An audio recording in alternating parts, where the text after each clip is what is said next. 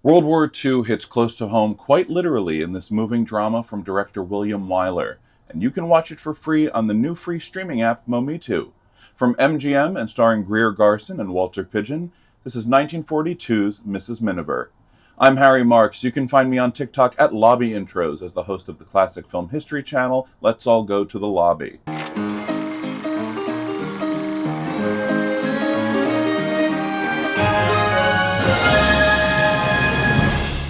Mrs. Miniver sees Garson and Pidgeon as Kay and Clem Miniver, respectively, a husband and wife living in the village of Belem, England.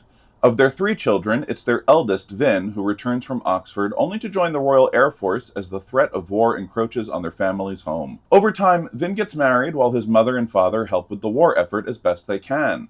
But pretty soon, tragedy befalls the Minivers, and they must band together as a family to make it through the worst time of their lives. Mrs. Miniver started out as a much more neutral film, given that it was still being written before the United States had officially taken a stand one way or another during the war. But as the film moved into pre-production in the fall of 1940, the screenwriters, of which there were many, kept writing and rewriting key scenes to bring them in line with national sentiments. One such scene involved Kay finding a wounded German pilot in her garden. The sequence grew increasingly dramatic and tense with each rewrite, especially after the U.S. officially entered the war following the Japanese attack on Pearl Harbor. Garson was eventually given the direction to slap the pilot across the face in the final cut. Another scene that got a major rewrite was the final sermon recited near the close of the film.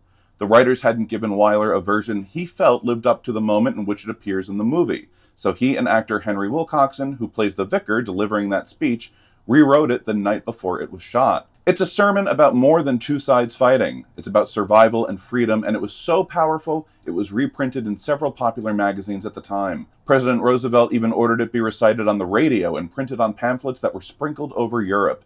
It was the morale boost the troops needed to keep up the good fight.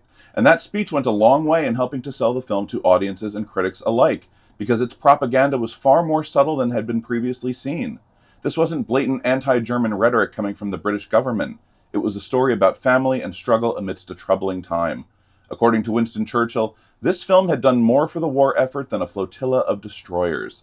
Mrs. Miniver went on to earn 11 Academy Award nominations, winning 6, including Best Picture, Best Director for William Wyler, and Best Actress for Greer Garson, who had almost passed on the role to begin with. Due to a contractual obligation, she was forced to take it anyway. Funny enough, it was Garson's Oscar win that brought a significant change to the ceremony for the next 80 years. Up until March of 2025, she'd held the Guinness World Record for the longest speech in Oscars history, after which the Academy instituted a time limit for winners. Her thank yous clocked in at 5 minutes and 30 seconds, but that time was eclipsed by 6 seconds when Adrian Brody took the stage for his win for 2024's The Brutalist. And so here it is, starring Greer Garson, Walter Pidgeon, Teresa Wright, and May Whitty. From MGM and director William Wyler, this is 1942's Mrs. Miniver, now streaming for free on Momitu.